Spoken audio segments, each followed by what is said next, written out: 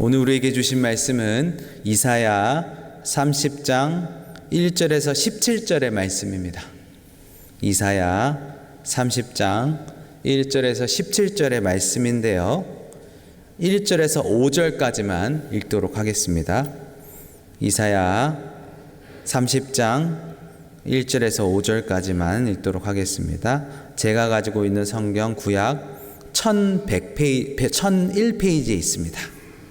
1001페이지쯤에 있는 이사야 30장 1절에서 5절까지만 읽도록 하겠습니다. 시작. 여호와께서 이르시되 패역한 자식들은 화했을지언정 그들이 계교를 베푸나 나로 말미암지 아니하며 맹약을 맺으나 나의 영으로 말미암지 아니하고 죄의 죄를 더하도다. 그들이 바로의 세력 안에서 스스로 강하려 하며 애굽의 그늘에 피하려 하여 애굽으로 내려갔으되 나의 입에 묻지 아니하였도다. 그러므로 바로의 세력이 너희의 수치가 되며 애굽의 그늘에 피함이 너희의 수욕이 될 것이라.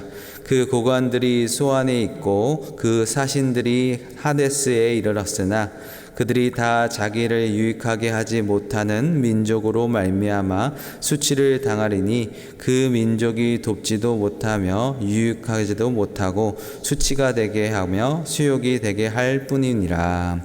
아멘. 고린도후서 5장 7절을 보면 이런 말씀이 있습니다. 우리가 믿음으로 행하고 보는 것으로 행하지 아니한다. 이렇게 고백합니다. 신앙의 경주는 보이는 것과 보이지 않는 것의 싸움인 것 같습니다. 보이지 않는 하나님을 믿을 것인가? 아니면 우리 눈에 보이는 정말 보암직하고 탐스러운 세상을 쫓아갈 것인가? 이 둘 싸움이라고 해도 틀리지 않은 것 같습니다. 많은 위협과 유혹 속에서 이 남유다 사람들이 보이지 않는 하나님을 신뢰하고 쫓아갈 것인가? 아니면 눈에 보이는 정말 붙잡기만 하면 힘이 될 것만 같은 애굽을 쫓아갈 것인가? 바로 이 갈림길에 이 유다가 있었던 것이죠. 그런데 결국 유다는 애굽을 쫓아가는 것으로 선택을 합니다. 어쩌면 이 유혹은 오늘 우리가 살고 있는 우리에게도 있는 것 같습니다. 우리도 우리의 마음으로 보면, 가만히 우리 자신을 살펴보면 보이지 않는 하나님을 쫓아가느냐, 아니면 보이는 힘이 될 것 같은, 우리에게 능력이 될 것 같은, 우리의 든든한 후원이 될 것 같은 사람, 아니면 또한 그것을 쫓아가느냐, 이 둘의 싸움이 아닐까라는 생각이 합니다. 오늘 말씀 속에서 이 눈에 보이는 유혹을 이렇게 이야기하는데요. 1절 말씀을 보시죠. 그들이 계교를 베푸나 나로 말미암지 아니하면 맹약을 맺으나 나의 영으로 말미암지 아니하고. 이 계교는 영어로 보면 카운셀링, 상담을 받을 때 어쩌면 지혜를 구하는 모습이라고 할 수 있겠습니다. 혹은 맹약은 영어 성경을 보니까 어떤 잘 짜여진 계획이라고 할 수 있습니다. 아주 구체적인 계획인 것이죠. 눈에 보이고 그리고 정말 귀에 솔깃한 그런 계획을 가지고 우리를 이끌어주는 것을 말하고 있는 것이죠. 그런데 여기에 문제점이 하나 있습니다. 그것은 뭐냐 하면 하나님께서 말씀하십니다. 뭐라고 말씀하시죠?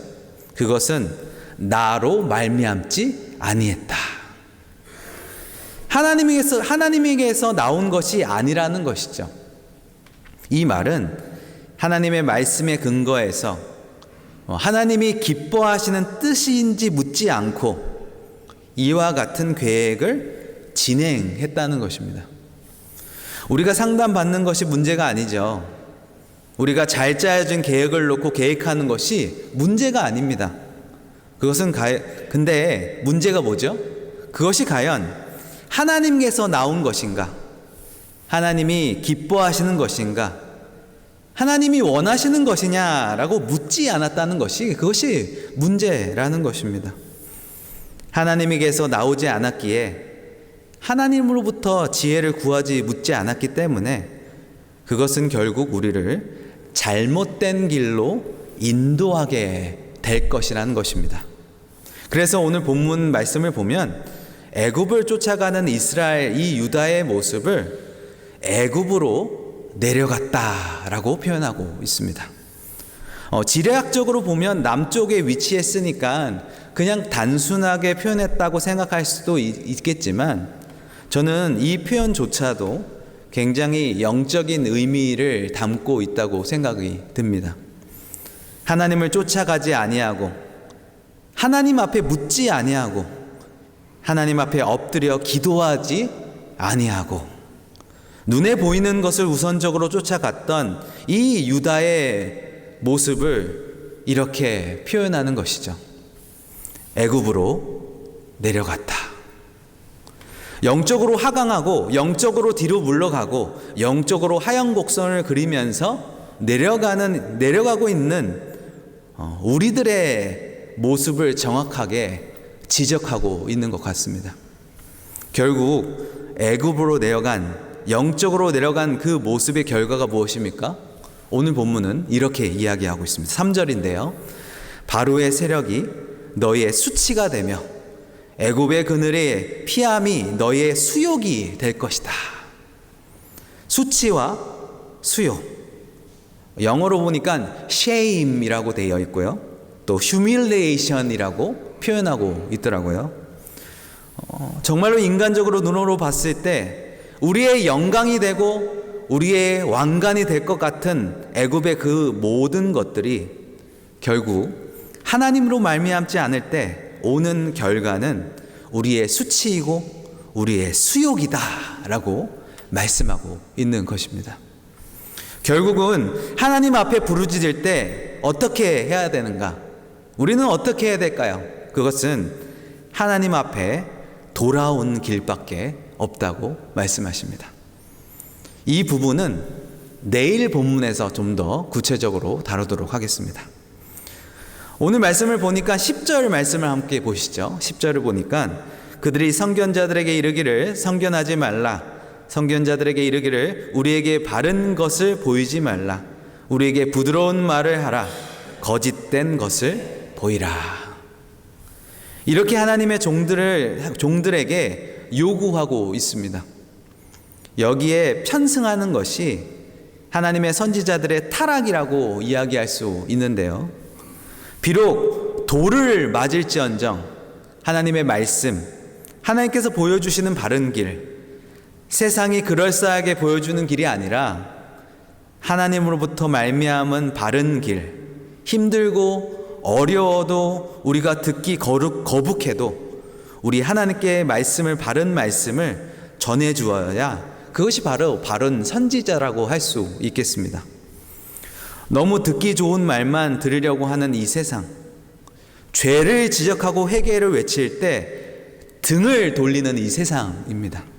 그럼에도 불구하고 오늘 이 시대는 하나님의 말씀이 기면 기고 아니면 아니라고 전하는 신실한 하나님의 종들이 필요한 시대인 것 같습니다. 오늘 여러분들에게 주시는 하나님의 메시지, 귀에 거슬려도 하나님의 말씀을 듣고 회개하시고 눈에 보이는 것을 쫓지 마시고 보이지 않지만 믿음으로 하나님의 말씀을 쫓아가시는 우리 모든 삼성교회 성도님들 되셨으면 좋겠습니다. 그것이 바로 우리가 구원을 받는 유일한 길이라고 말씀하십니다. 그래서 오늘 본문 15절 말씀을 같이 보시죠. 너희가 돌이켜 조용히 있어야 구원을 얻을 것이다. 돌이키라고, 돌아오라고 말씀하고 있는 것이죠. 지금 가는 길에서 여러분 돌이키시길 바랍니다.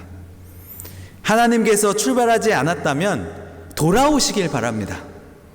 하나님이 인정하는 길이 아니라면 아무리 세상에서 허황된 약속으로 여러분들을 그럴싸하게 인도하는 길이라고 할지라도 그 길에서 돌이키시길 바랍니다. 오늘 말씀 가운데 깨닫는 은혜가 있기를 주 예수 그리스도의 이름으로 축원해드리며 오늘 말씀을 마치도록 하겠습니다. 기도하겠습니다.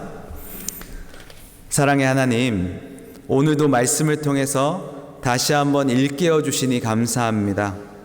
아무리 좋아 보여도 하나님으로부터 말미암지 않는 길에 돌아설 수 있는 은혜를 우리에게 도와주시옵소서. 아무리 유혹이 심해도, 아무리 우리의 가슴이, 우리의 정서가 원해도 하나님으로부터 그 근원을 찾을 수 없는 길이라면 당연코 우리가 결단하고 돌아설 수 있는 은혜를, 결단을 우리에게 허락하여 주시옵소서. 그렇게 하실 주님을 찬양하며 예수님의 이름으로 기도합니다. 아멘.